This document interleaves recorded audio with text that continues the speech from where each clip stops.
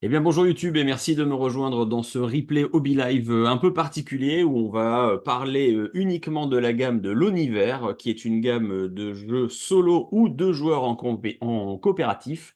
Alors au-delà du fait que j'apprécie cette gamme à titre personnel et c'est une raison suffisante pour vous la partager aujourd'hui, je pense aussi qu'elle s'inscrit dans je dirais un marché qui a évolué là depuis quelques années, que vous avez pu je dirais, vous en rendre compte sur l'émergence des gammes de jeux de joueurs et là, le glissement depuis quelques années, Covid à l'appui, nous fait aujourd'hui atterrir aussi sur une demande assez forte du marché solo. Déjà, tous les gros jeux maintenant qui sortent, on va dire les gros Eurogames type Narak, bah, ils ont tous un mode solo avec un automat quasiment. Donc, c'est parce qu'il y a vraiment une communauté qui est de plus en plus forte, hein, et je salue le groupe de joueurs solo de plus de 16 000 personnes sur Facebook à ce titre. Et donc, c'est pour ça que ça me semblait pertinent justement de remettre un peu cette gamme-là sous les feux de la rampe. Et donc ça, effectivement, c'est pour le côté solo et deux joueurs. Il y a une deuxième chose pour présenter la gamme je dirais d'un point de vue global, c'est ses points, enfin l'un de ses points forts, c'est la modularité de cette gamme. C'est-à-dire que dans chacun des titres, donc que vous avez, alors que ce soit Onirim, Siberion, Castellion et tous les autres, il y a vraiment une modularité au niveau du contenu, c'est-à-dire de l'expérience de jeu. La première partie que vous allez faire, c'est le jeu de base, avec une partie du matériel. Il y a une partie qui reste dans la boîte au démarrage. Et une fois que vous aurez réussi à gagner une ou, je dirais, la première partie de ce module-là, vous avez la possibilité de démarrer sur le deuxième module et sur le troisième, mixer les modules. Et vous en avez en moyenne 5-6 dans chacune des boîtes, enfin, dans chacun des titres. En moyenne, ce que je dis, il y en a un qui a 4, il y en a qui en a 7, voilà, il y en a pour un peu tous les goûts. Mais ça permet vraiment justement de prolonger cette expérience de jeu, je dirais, de la revisiter, vraiment de prendre aussi le module qui nous plaît quand on y joue. Donc il y a vraiment cette modularité-là qui est assez forte et qui est vraiment très enrichissante dans l'expérience de jeu.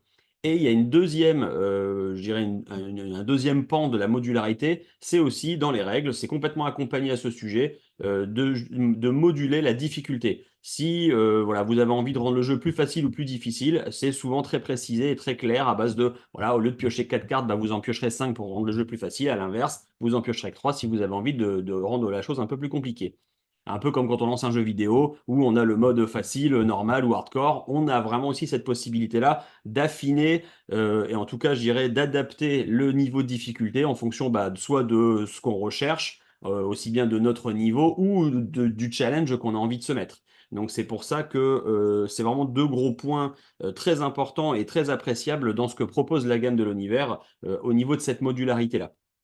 Voilà, c'était un petit peu le préambule de tout ça. Maintenant, pour vous parler de quelques titres, pour voilà, présenter un peu les principaux, ou en tout cas ceux que j'aime bien en priorité, parce qu'on les fera, je pense que j'en ferai 4 dans la vidéo. On va démarrer avec Onirim, qui est l'un des plus classiques de cette gamme-là, qui est assez connu, où, alors, pour pareil, présenter de manière globale, à chaque fois, dans chacun des titres, on va être un peu dans une facette de cet univers. Donc là, c'est la facette du monde des rêves. Quand on verra, par exemple, Castellion, c'est les châteaux forts. Sylvion, c'est la forêt de l'univers. Stellarion, on sera dans l'espace. Aérion, on sera dans les airs. Voilà, à chaque fois, il y a vraiment un micro-univers d'une certaine manière qu'on va découvrir dans ce monde-là qui est beaucoup plus large et global. Donc, Onirim, la mécanique de base, c'est que on est dans un rêve justement et il va falloir en sortir en passant par un labyrinthe qui va nous permettre de franchir des portes pour voilà, réussir à sortir de ce rêve. Vraiment pour la faire un petit peu simple.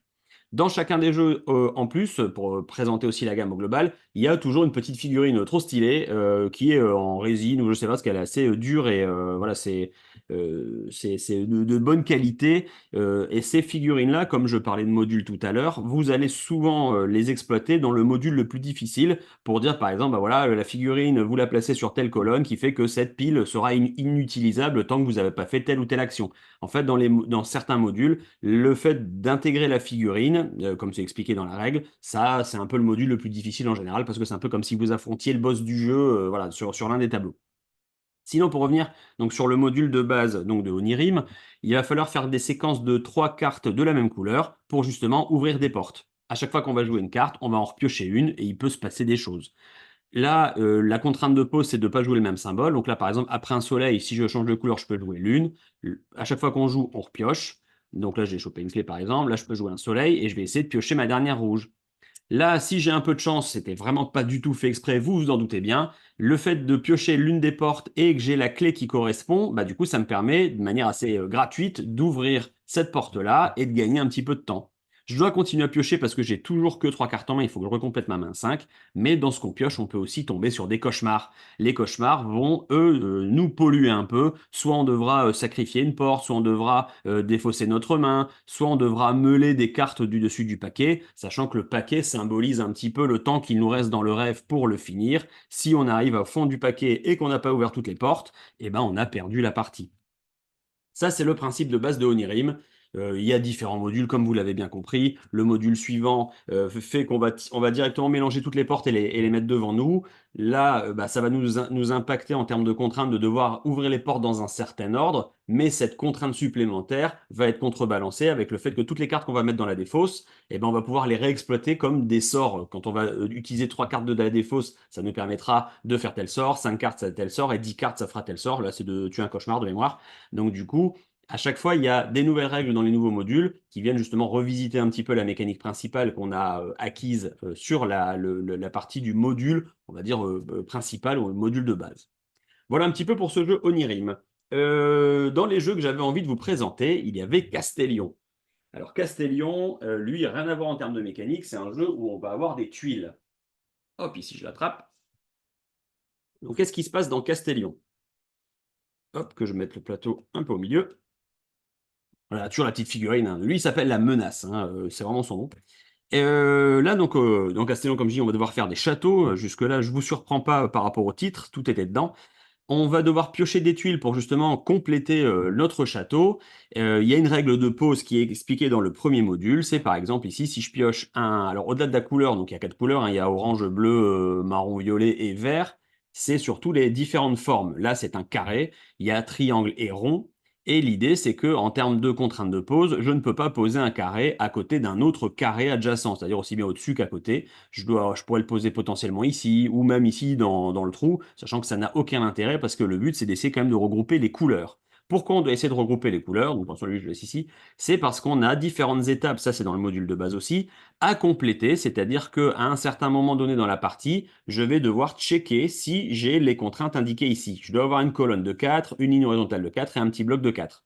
Là, la partie étant déjà un peu entamée, j'ai déjà mon bloc de 4 bleus, j'ai un début de colonne orange ici où il m'en manque un. Par contre, j'ai absolument aucune ligne horizontale qui a, on va dire, démarré. Donc là, je vais devoir un petit peu accélérer parce que dans les tuiles que je vais piocher, je vais potentiellement piocher des tuiles de méchants. Et les tuiles de méchants, c'est eux qui vont déclencher le fait qu'on va checker. Donc là, c'est à partir de 5. Donc là, j'en avais déjà 3 ici. Plus que 2 entre guillemets. Et je vais devoir vérifier si j'ai la combinaison requise par rapport à la première étape. Si je l'ai, tant mieux. Si je ne l'ai pas, j'ai déjà perdu la partie. Et de ce côté-là, pour faire une petite aussi digression globale sur la gamme de l'univers, pour être complètement transparent avec vous, les 2-3 premières parties, même des modules de base, je les ai perdus. Et c'est ça aussi qui est intéressant, c'est qu'il y a vraiment du challenge. Alors qu'on peut moduler, ça vous l'avez compris, mais déjà de base, c'est assez exigeant, c'est assez costaud, hein, comme disait l'un de mes collègues. Et c'est complètement ce qui est intéressant aussi dans la richesse de toutes les mécaniques, aussi bien entre les modules que entre les jeux en eux-mêmes, c'est que bah, il faut vraiment se projeter, calculer, il faut vraiment exploiter toutes les mécaniques du jeu ou quoi pour justement réussir à s'en sortir. Et ça en soi, il y a un côté très agréable de se challenger un petit peu et quand on y arrive, forcément, c'est avec encore plus de plaisir. Pour revenir rapidement, et je termine sur Castellion, c'est une fois que vous avez compris ce principe de base avec les éléments, les événements qui vont se déclencher, de checker si on a la contrainte requise. Là, vous avez saisi un peu la mécanique de base. Et après, quand on va intégrer des nouveaux modules, c'est là que le jeu va prendre son plein potentiel parce que les tuiles qu'on va piocher, au-delà de la contrainte de pose que vous avez compris, c'est qu'on va pouvoir défausser ces tuiles-là pour créer un pouvoir justement. Par exemple, le bonhomme de feu là, qui fait penser un peu à Calcifer dans le château ambulant. Si vous avez la référence, n'hésitez pas à me le mettre en commentaire. Du coup, si vous défaussez un jeton comme ça, quand vous le piochez, ça permet d'échanger la place de 2 jetons déjà posés adjacents. Celui-là, ça permet d'en sacrifier un pour remodeler complètement avec une autre tuile le château, comment il est déjà mis en place. Les verts, ça permet d'aller chercher les tuiles qui ont été mises justement dans la défausse, et les bleus, ça permet de retourner plusieurs tuiles d'un coup pour les placer un peu dans l'ordre qui nous intéresse. Donc tout ça, effectivement, ça va participer au fait de pouvoir remodeler son château et de le réorganiser, parce qu'en fonction des différentes étapes, on n'aura pas besoin toujours de la même chose. Là, au début, on a besoin d'une colonne qu'on n'aura pas besoin à l'étape 3. Donc du coup, autant essayer de remodeler un peu ça. Mais toujours est-il avec, je dirais, une espèce de pression en termes de timing de, si on pioche dans les tuiles et qu'on repioche des méchants, ça va déclencher forcément la suite et du coup, ça nous met effectivement une forme de pression. Je présente juste le module Nemesis parce qu'il est vraiment trop cool. Donc là, c'est vraiment des monstres niveau 1, niveau 2, niveau 3, un peu sur le même principe que le module de base, sauf qu'à la base, les cartes, les tuiles sont cachées. Donc pour les découvrir, savoir comment on va se faire attaquer d'une certaine manière, sachant que ça se déclenche à partir de 2 méchants, donc c'est assez énervé, il faut faire des colonnes. Et les colonnes, ça permet de retourner les tuiles pour justement savoir quel type de monstre va nous attaquer et quelles contraintes il va devoir imposer. Là, si quand le checkpoint se fait, on n'a pas les 2 colonnes, il va nous casser 16 tuiles de notre château. Si on survit à ça, on peut continuer la partie. Mais sinon, et c'est fort probable que la partie s'arrête déjà à ce moment-là, si on n'a pas été assez rapide pour dire d'anticiper. Il y a des tuiles bleues pour démarrer où là-dessus il n'y a pas de tuiles méchants, et après il y a un gros paquet de tuiles violets, j'ai pas tout mis, mais du coup c'est après là forcément qu'on va piocher avec la probabilité de tomber sur des tuiles qui vont accélérer la partie. Mais au début, pour dire de se lancer sans risque, il y a une petite pile de tuiles bleues qui va vous aider. Voilà un peu ce que je pouvais vous dire pour Castellion, qui est vraiment très très cool. Vous l'aurez entendu dans le son de ma voix, que j'ai effectivement pris pas mal de plaisir. Le troisième que je voulais vous présenter, c'est Sylvion. Sylvion, qui est un jeu sur un concept de ce qu'on appelle le Tower Defense. Alors si ça ne vous parle pas, le Tower Defense, c'est quoi? C'est une mécanique où le jeu va nous envoyer des vagues d'ennemis ou des vagues de menaces ou des vagues de danger, enfin peu importe, voilà, tour à tour, il va nous envoyer quelque chose pour nous casser la figure et à nous justement de nous défendre et de protéger ce qu'on doit protéger. Donc c'est un château, là c'est une forêt, parce que dans Sylvion, forcément, la menace, c'est un incendie qui vient nous ravager, et à nous justement de réussir à sauvegarder un peu la forêt. Pour vous montrer un petit peu, alors au début ça a l'air un peu brouillon, mais vous allez tout comprendre tout de suite, c'est que à chaque tour, il y a des cartes qu'on va révéler ici sur les différentes colonnes, et on va déclencher les effets qui viennent justement semer un peu le trouble dans notre forêt, et nous on va devoir justement réussir à empêcher que les flammes se propagent vers nos arbres. Parce qu'à chaque tour, une fois qu'on aura révélé et déclenché les effets, les flammes vont avancer. Là, si cette petite flamme de 0, elle avance sur ma fontaine de niveau 2, elle va juste faire pchit, elle va s'éteindre, elle va finir dans la défausse. Donc là, tout va bien. Si par contre, effectivement, une flamme de niveau 3 arrive sur une fontaine de niveau 2, la fontaine de niveau 2 est morte. Ça me permet de piocher une carte pour la petite histoire. Et si elle arrive jusqu'à toucher l'arbre, et du coup, l'arbre s'embrase et on perd un peu comme un système de points de vie, d'une certaine manière. Donc si tous nos arbres sont morts, nous avec. Maintenant, ça c'est juste la mécanique de base, mais dans les effets des cartes, qui sont forcément aléatoires, sauf quand on va avoir l'aide de certains animaux de la forêt qui nous permet justement d'anticiper certaines choses. Là, par exemple, cet effet-là va me demander de défausser des cartes, sachant que les cartes en main, c'est vraiment la ressource principale et c'est la vie.